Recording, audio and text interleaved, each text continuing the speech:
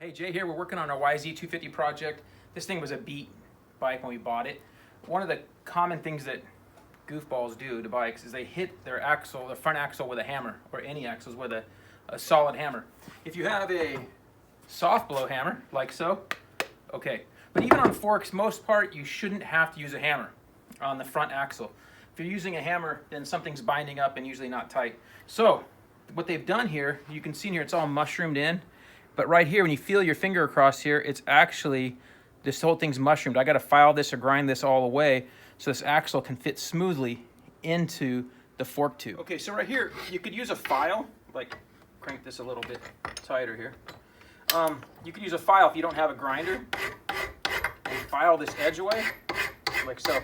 I'll put a link. Rocky Mountain has a good video, shows you how to tighten the front wheel without using a hammer. That's important because your suspension will all bind up. So you can grind this all off like this.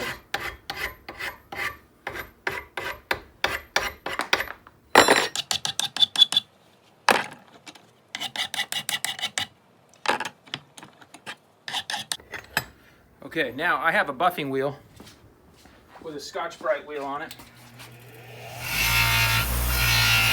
Always wear eye protection. So now I've cut that edge all off.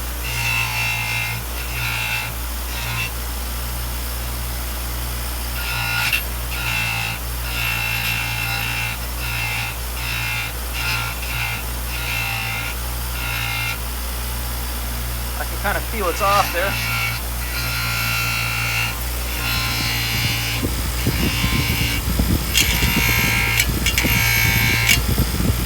Okay. Of course, a new axle would be the ultimate solution here, but we still got this much clamping area, so we can afford to grind a little area there. So now we want to test it in the bike. Okay. So what you want to make sure is when the axle goes through, that it will go all the way through. No problems. I try it with the wheel off so that it comes through. Now what we had to go through it a couple times. This thing was mashed so much, it was actually bigger diameter right around here.